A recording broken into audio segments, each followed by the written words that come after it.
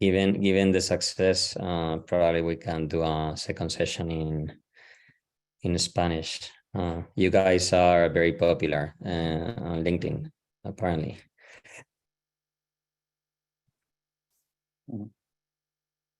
Yeah, I think there is at least one hand raised.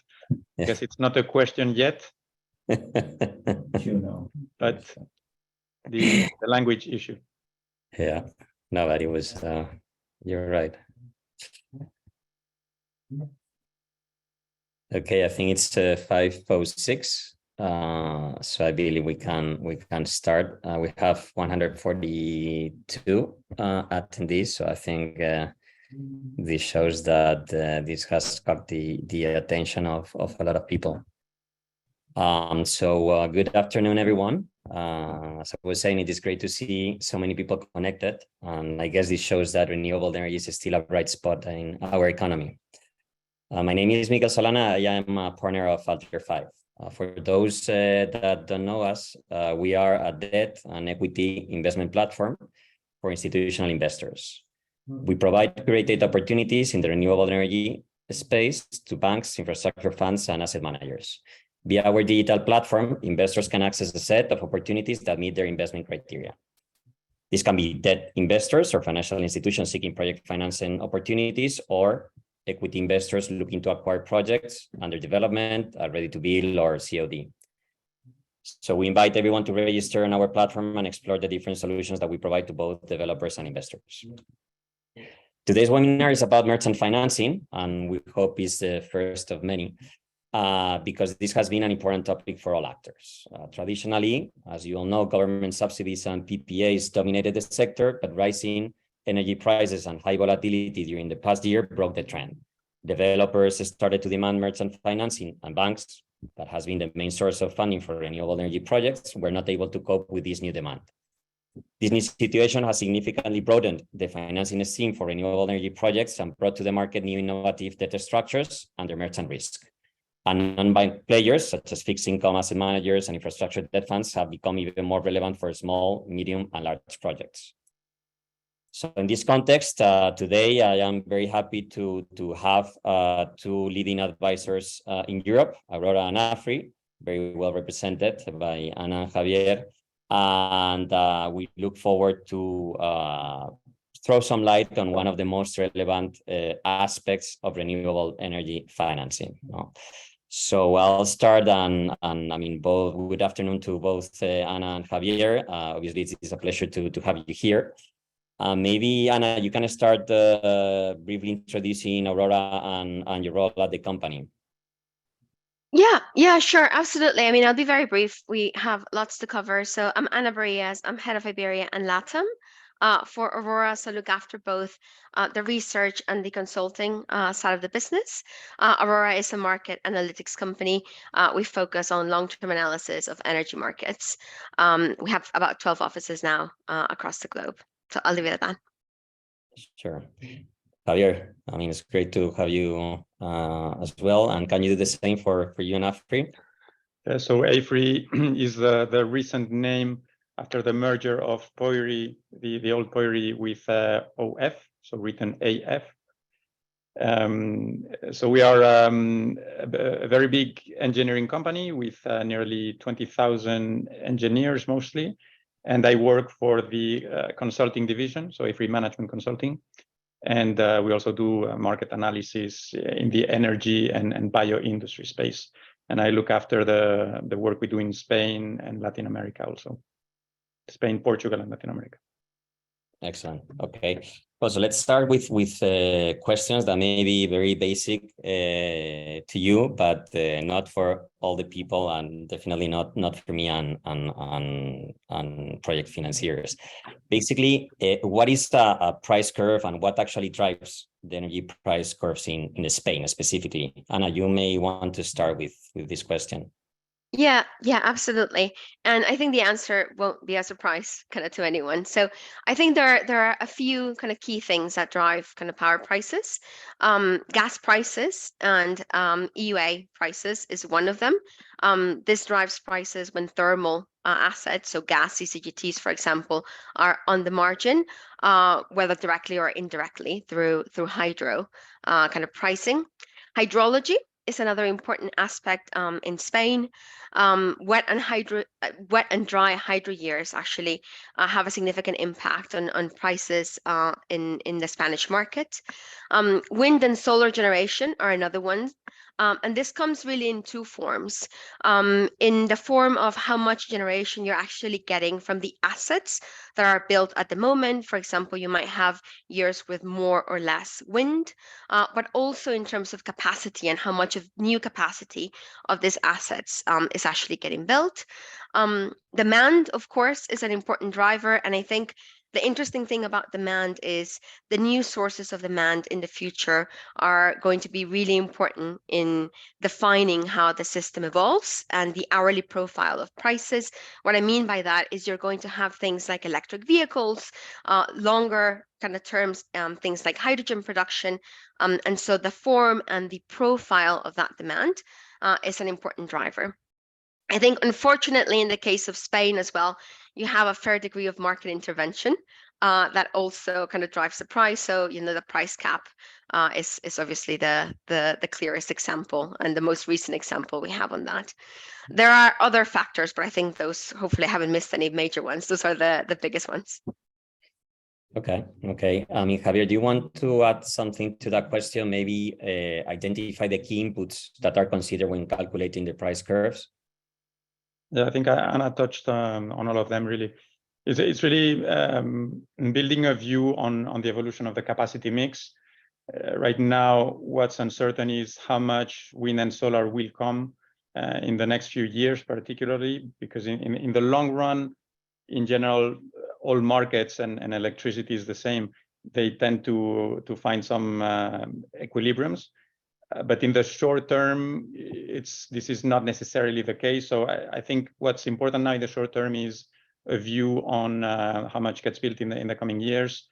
There are, on top of the annual figures, there are quite some details that Ana touched upon on how you model the hydro. There are some issues which are particularly tricky. And indeed, wet or dry years, they do make a difference. There are quite some issues on how to model these flexible demands. Ana mentioned for example, on vehicles. It's not a lot of energy coming, but it makes a big difference whether it all charges at the same time and the right time or it doesn't. Self-consumption, in the end, it's also solar, but also building a solid view on how much self-consumption is coming.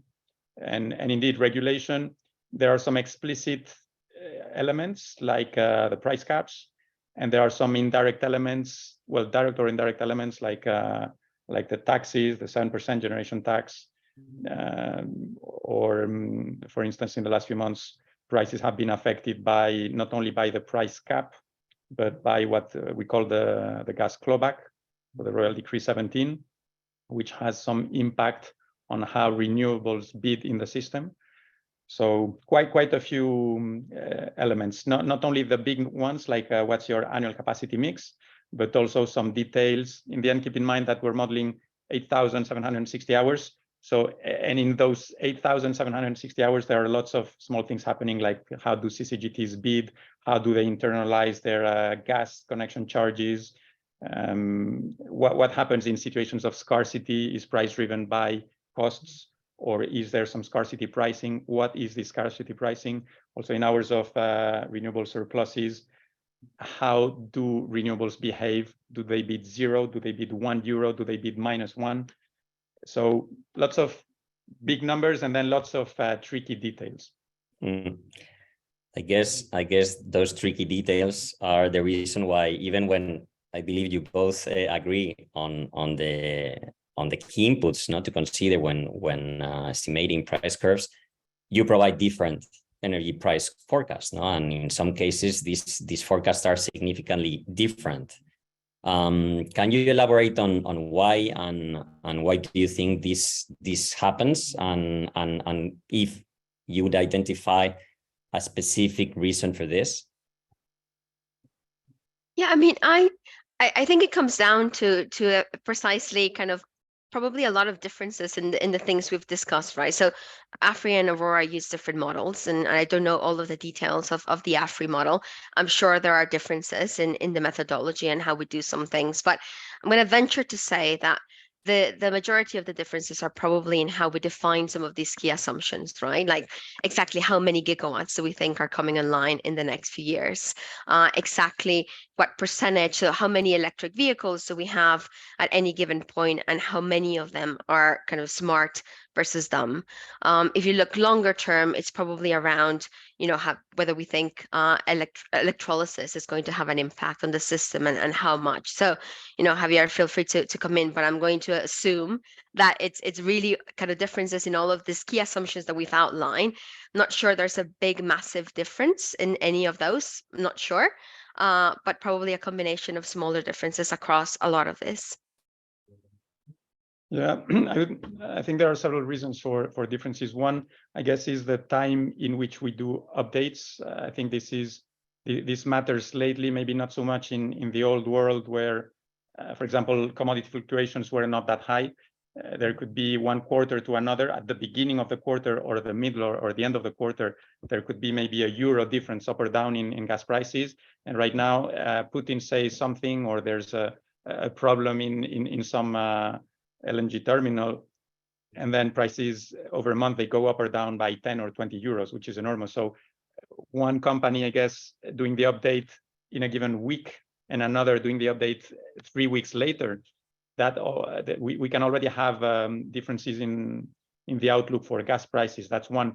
Definitely regulation plays a major role, because at least in the short term, some of the price caps being there, yes or no, and how they were implemented, they were a bit generic on the European statements, how countries could implement them. So whether those are in place and how they're implemented, that makes a difference.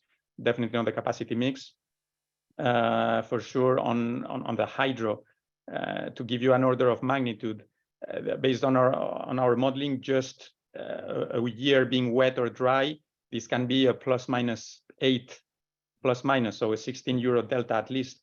This means that even if we have everything exactly the same figures for the capacity mix, same commodities, and even same model, just having a different view on hydrology, that's going to make a big difference.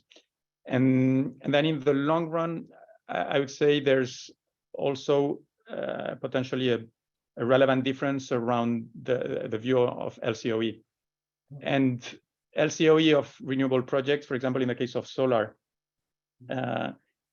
you could think that we should all agree, and actually we don't, because if you think of it, just 2 or 3 years ago, the expectation, the market has been permanently exceeding expectations on the downside. I mean, the capex has permanently been lower than the projections 2 years before. And so when you take a view on what's the capex of solar projects in 2025, 2030, 2035, and what are the interest rates in the future, you can easily have a different view of ±10 euros. Projects, you'll see in the news people claiming that solar will cost 15 euros or less. We've actually seen bids around those levels already in the early 2020s. So with future capex still falling further, I wouldn't be surprised if some people have the view that solar in the future costs 10 euros, and hence market prices could fall close to those levels because it will be profitable for the future investor, who doesn't care at all about the past investor. Some other people think, well, because there are some constraints maybe on the supply chain, maybe issues with minerals, or very simply bottlenecks in the permitting. We've been developing in Spain a handful of gigawatts every year. Last year it was 7 of solar. Next year it could be more. So there can be bottlenecks preventing as many renewables to come in as it would be economic to develop. So even the long run with same model and same views of commodities, we could have pretty significant differences on the future market equilibrium. is it around 10-15 euros, which sounds scary, but you'll find people thinking that it will be possible with future improvements in the capex, or will the capex actually go up? We've seen capex go up and then down again. It's really difficult to build a solid view on what the capex looks like 10 years from now. We have permanently underestimated the capex improvements in the last 10 years. So big question mark on that in the long run. I think we feeling some of your pain in estimating energy prices, but I would also like to feel the pain that a project financier feels when estimating the debt that he should put into a project. So let's imagine, Ana, that you switch jobs today and become a renewable energy project finance manager. How would you interact with Aurora, and what key data will you look at when reading an energy advisor report? You're going to get a lot of the same themes, I think, in this. So I would want to know the key assumptions that the different advisors are making, and how they affect the long-term trends, right? Whether it's up or down. And then based on that, I would want to build a view, define what my view is on how conservative those assumptions are and where they aren't. And I think the transparency in the inputs when, that market advisors provide is key in doing this. As Javier said, we all have different views on things that are important. Banks will have different views on those things. Developers will have different views. And I think kind of really understanding what the assumptions are, how they interact with one another to drive prices, is probably the key thing I would do from a project finance kind of perspective. Because at the end of the day, yes, models are complex, and kind of AFRY and Aurora have different models, but at the very kind of core of it, and ignoring some complexities, it comes down to kind of an hourly matching of demand and supply. And so you want to understand what that kind of demand and supply looks like, both from kind of how it evolves long term, but also how the hourly kind of elements look like. And if you don't understand that, then obviously it's hard to understand how to assess how conservative some of those assumptions are. Right. I mean, Javier, I don't know if you want to add. I would simply add on. I mean, I agree on everything Ana says. And when you've done some market modeling, you actually want to look at lots of these details, can be tricky. But I would add another one, and I've had discussions with clients or with investors in general. And at some point, because they, some people said, in the end, I don't even know what's important. Is it gas prices that I should care more about, or is it the capex, or is it the hydro, or what is it that I should care about? At some point, I said, listen, forget about all these things. Forget about every single input. Forget about every single aspect of a model and the methodology, and then just look at projections, and then put those in a financial model.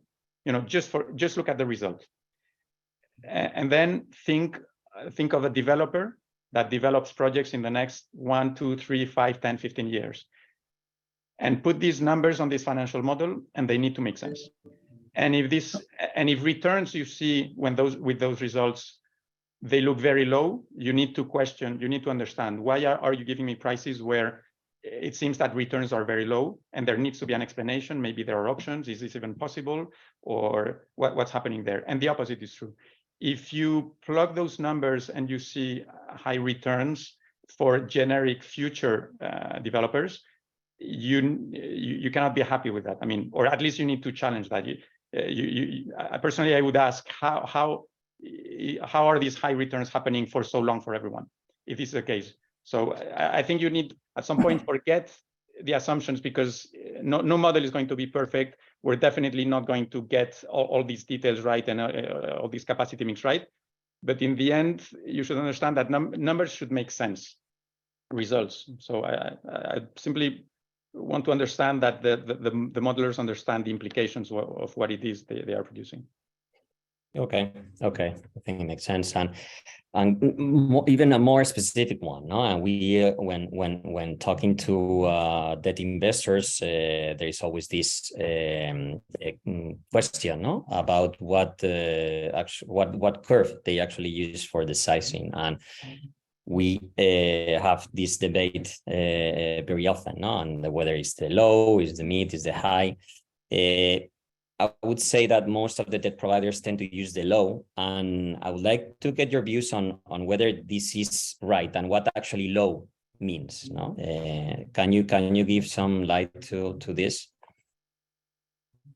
I can start. So it really depends what the modeler is doing and whether they are in a way doing a downside equity scenario or a worst case scenario. In our case, the way we produce the low scenario is really sort of a crisis environment. So almost we put the ingredients that that make, let's say, a worst case scenario that you would roughly, we can't really put maths to this, but it's roughly what you could expect would happen maybe 1 year in 10. So it's basically we look at projections, economic projections, because it really all starts in the economic landscape in our case. And if we've got a central view and then a downside view of what the world economy would look like in a world where the economy is slowed down by a crisis or some or call it a war or a pandemic, you know, anything that slows down the world economy, then at least we run our models exactly the same way, but the equilibriums are in lower prices because there's a surplus oil, there's surplus gas, hurdle rates are lower, money is cheaper, and then we build a consistent scenario, but around a world economy which is clearly much worse than the expectation everyone has. So to the question, does it make sense to do a debt sizing based on the low? I would clearly say no, because basically the low scenario every single year means you are preparing for a future of the world economy which is forever in a crisis. I guess every bank, even if you are conservative, you wouldn't expect that. So we've had lots of discussions on if you don't use the low scenario, how exactly can you do that? If you have cash sweeps in place, there's definitely a case for using somewhere in between, maybe low and central. But the low, you should understand the way we produce it is really every single year, sort of a worst case scenario, and 10 years or 20 years of worst case. I don't think anyone expects that, and it doesn't make sense to prepare for that, or else life doesn't make sense anyway. So. Yeah, I mean, and I would add as well, so it's a very similar kind of approach. So when we do the low scenario, we think about the assumptions that would impact kind of prices the most. We look at which ones can happen in combination, even if unlikely, which ones could theoretically happen at the same time. And that's how we build the low case. So similar to Javier, it's assuming that you have this scenario for kind of 15, 20 years is already incredibly conservative. I think the other element to highlight is that the choice of curve really should be looked at alongside other parameters. So I don't think, for example, a low scenario with a debt service cover ratio of 1.5 makes sense, right? Like you're being ultra conservative on those things. So I think it's kind of evaluating the choice of the curve, also based on the other kind of financing parameters. I have also seen banks do, for example, analyzing a portfolio of wind assets where they take the low case and then they take a low case, which is, by the way, built with a P50 kind of wind generation assumption. And then they go and take the P90 for the portfolio in terms of volumes and output of that portfolio. The reality is if you have a large portfolio with a P90 kind of output, you would likely have the whole fleet in the country at a P90 or very similar to that. If that were the case, then prices would actually be higher than what the low case suggests, because the less wind generation you have, the higher the prices. So I think, it really needs to be seen as a whole in terms of, what level of debt are you comfortable with? And then how are you treating that by combining things like debt service, cover ratios, the curves, and then also other output, other volumes assumptions that you use for the assets themselves. So I think it really needs to be seen as a whole, as opposed to just picking one curve or the other. Understood. I mean, I think this is a critical issue, as you can imagine, and hotly discussed issue, no, in the sector.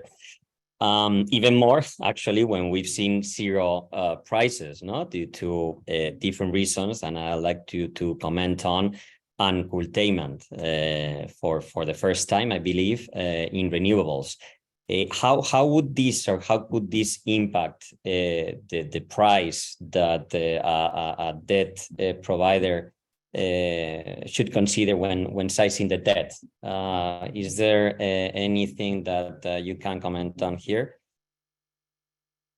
Yeah, I mean, some of it is really maths in a way, right? So, I think AFRY and Aurora have for a while been saying that solar cannibalization will happen. Even when it wasn't happening, and the capture rates were above 1 when compared to base load. I think it was clear that with the amount of solar that we were saying, this was going to happen.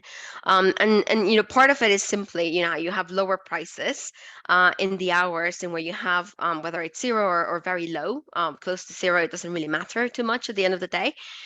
You have very low kind of revenues for assets. And then you also have curtailment risk as well, which we haven't even touched on, right? So what happens if you can't even export your power and you're not remunerated for that? So obviously at the simple level, this will affect kind of returns, and it should affect investment decisions. I think what's fascinating though is how kind of this lower returns when you have more zero price hours, when you have curtailment risk, actually translate into investment decisions in the long term. I think if you have a market in where at least the marginal asset is merchant, then you would expect the market to stabilize a bit. Why? Because you wouldn't, as a developer of merchant assets, just keep building projects if you're not getting the returns that you want. I think where there's a significant risk is if all of a sudden this market becomes one in where everything is built through CFDs, for example. So rather than having kind of 3 gigawatts of CFDs auction every year, you have a lot more, to the point that you don't need any merchant kind of investment. And the reason I think that's a significant risk is because you don't have a market mechanism to really control for irrational kind of investment behavior, right? So if you have a CFD contract, if it's 12 years, for example, then you probably just want a really high kind of CFD price because you're discounting the merchant tail.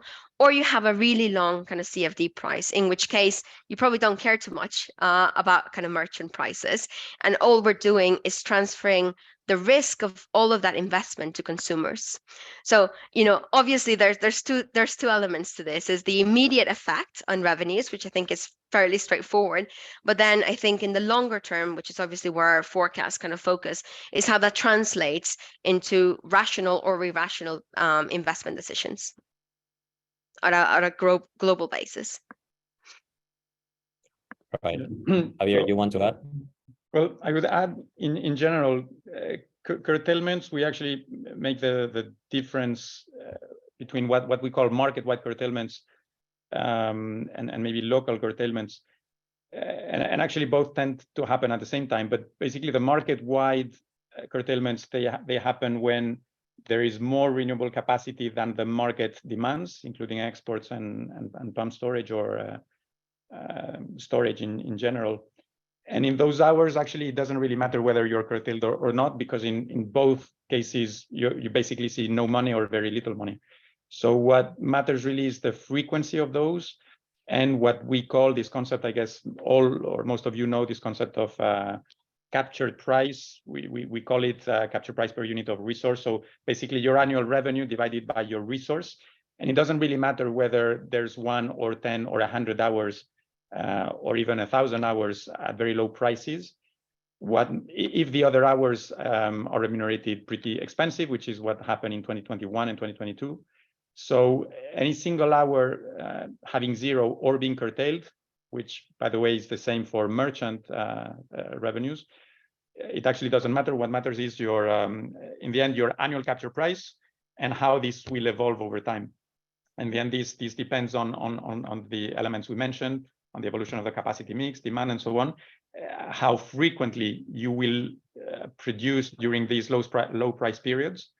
And in the end, you care about the euros, right? The euros at the end of the year. And we frequently decompose those revenues in base load price times captured rate. In the end, you care about the product of both. And you shouldn't fear necessarily a low capture rate if the base load is high. That's exactly the situation currently, next year, and even 2024, probably. So don't care so much about the zero price, and don't be scared by the news. This weekend, there are zero prices during the whole weekend. There's a second half of the year in which curtailments will be infrequent. And in the end, we'll probably finish the year with a capture rate still, I mean, way below 1, but still not that scary, especially when multiplied by a base load, which will remain high. Just one, I agree with all of that. Just one thing, and while I do agree that great curtailment and economic curtailment, so the two that Javier mentioned, do tend to be correlated in terms of when they happen. We have seen areas in where you have more or less grid curtailment, right? So, there are projects that are going to be particularly disadvantaged over the next few years until grid improvements kind of take place. And so, yes, to a large degree, but I think it's also another element to consider in your asset, right? Like, you will have areas with more constraints than others. And so you're not only facing the economic curtailment, which I agree, it's just part of the story. The other part of the story is the prices in the other hours, but you will be facing also kind of more specific local curtailments. Yeah, absolutely. Okay.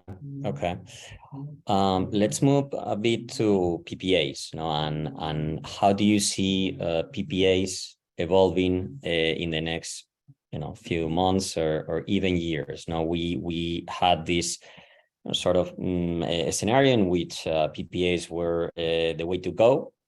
All of a sudden that dramatically changed last year, and now it seems like PPAs are slowly back again, given the normalization of the price scenario. Do you see here a trend? Do you see that you're getting more questions and more requests on PPAs information, and how do price curves interact and connect with PPAs? Yeah. So, I mean, the reality is that PPAs and kind of prices are completely linked to one another, right? So if you think about what drives kind of PPA prices in a market, in a well-functioning market, it's a combination of price expectations over the long term, as well as other kind of demand supply dynamics when it comes to the PPA market as well. So I definitely, so the drivers of kind of power prices in the long term are the same drivers of PPAs. The way we think about this, for example, is to think about kind of what the fair value of a PPA would be, assuming that both sides have the same price expectations, and taking into account the transfer of risk that happen in a PPA contract, right? And obviously, different contract clauses will transfer risk between kind of off-takers and generators differently, and PPA prices reflect that. But at their core, the drivers are not that dissimilar. I think the trend that we're seeing, there's a couple of things. I think liquidity in the PPA market was heavily influenced last year with kind of regulatory changes, right? To be honest, you didn't know what you should be hedging for. In some ways, you were penalized for hedging in a PPA because you didn't know if the government was going to come and say, actually, never mind, the price cap for gas will be kind of this low, and so you basically just lost a lot of money on your PPA. And so I think that there's a lot that has been driven in terms of kind of the liquidity of PPAs just through kind of all of this regulatory uncertainty. What we're seeing now is definitely an increase in demand in PPAs, and I think it's for good reason. I think some of the elements we were discussing before around the huge uncertainty around how many kind of new kind of renewable assets will come in the near term actually highlight a lot of the risk, the merchant risk. And so clients are now making a decision, and they always have been, but without as much regulatory uncertainty in terms of how much of this risk do I want to bear and how much of this risk do I want to cover through PPAs, beyond obviously the benefits of having a PPA for project financing.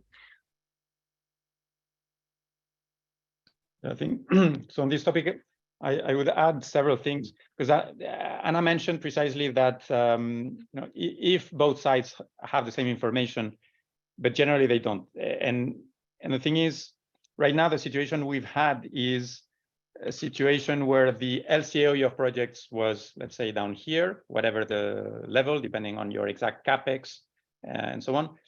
And the value of electricity, at least this year, it was up there. If we let's take the average of your LCOEs for the next, let's say, 30 years. Let's take the average of power prices expectation up there. Not only was there a different view on future prices, precisely because consultants and forward markets, we have different views, but there's this huge gap between LCOE and value of your project to negotiate. And everything in between, let's say 30 euros, 30, 40 euros, and 70 or 80 or 100 euros up there, anything in between works. So we've gone through a couple of years where there was a huge gap to negotiate. And the match was very simple when someone with high expectations would find someone more bearish, right? And I think this will continue. So PPAs, I think I agree with what Ana said. So they basically reflect future expectation with this caveat that not everyone has future expectations, and also how much you want to hedge the risk of downside, and whether it's a -10, -15, -20% on your expectation. And we've gone through a period in which this was fairly easy. I mean, it was a matter of time that two parts would end up reaching a figure which worked for them. Now, talking about the future of PPAs, the message we start providing is that a PPA, to be interesting for the producer, obviously needs to be at least in line with the LCOE.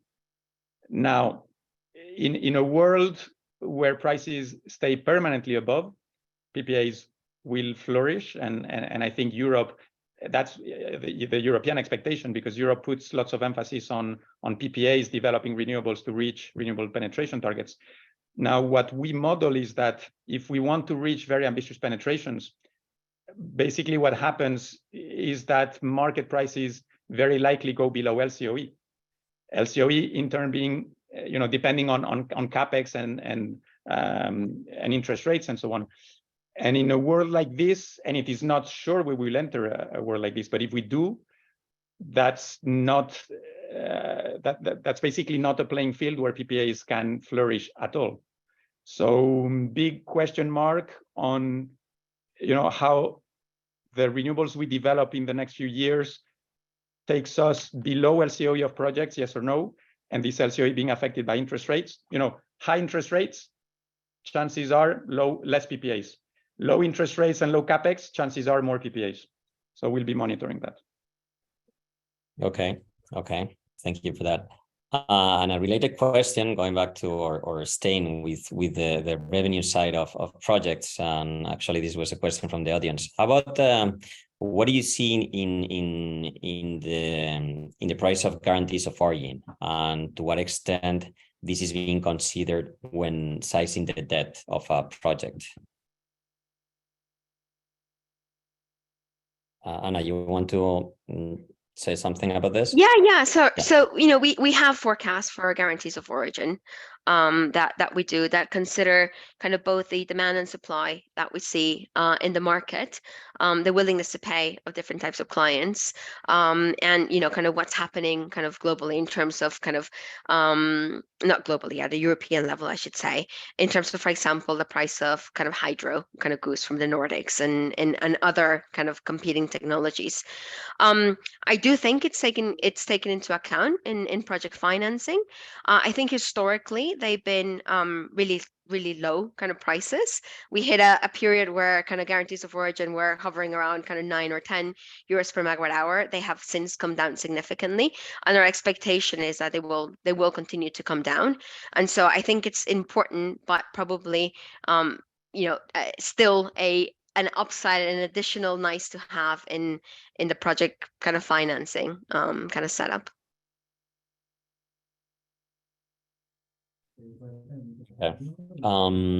I'd like to move briefly, and given that we are coming to the end of the seminar, to energy storage. And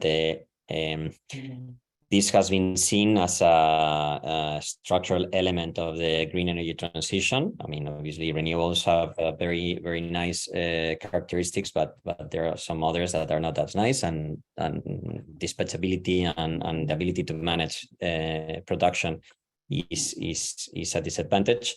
And here's where energy storage systems come into place. How do you see the evolution of this type of infrastructure going forward, and what are the challenges ahead that you see? Javier, maybe you can start.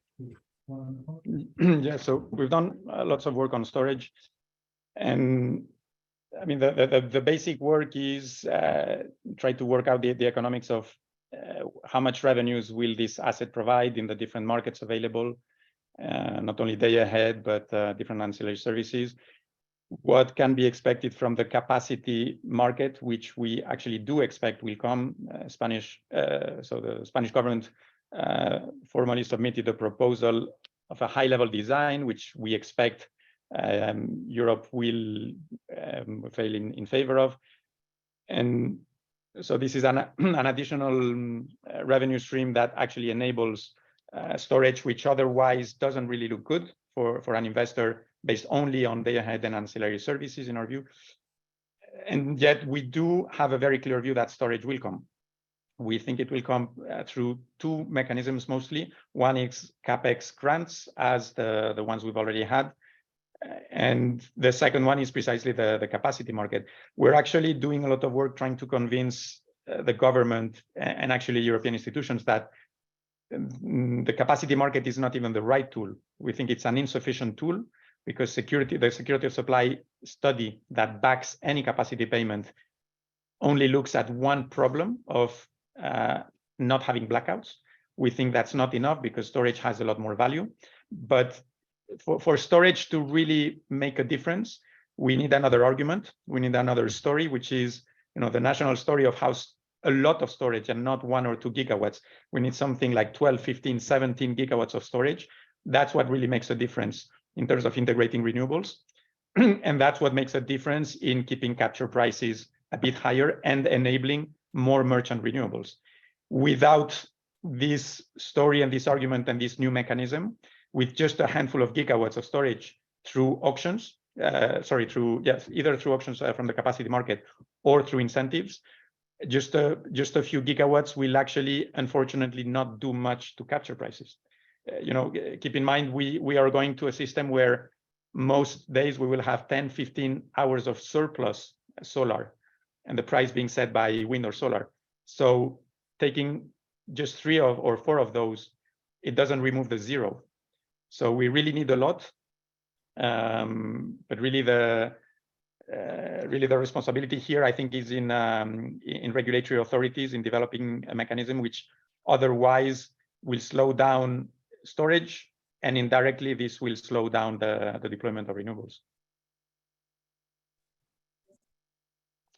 Anna, anything to add here? No, I mean, I generally agree. I mean, I think, we have done and continue to do a lot of analysis on understanding and quantifying how much kind of storage can get from participating in different ancillary services. And, what we find is that you don't necessarily get double-digit returns. That's clear. So you're not building necessarily storage in the current market structure like you would in other countries just for the returns.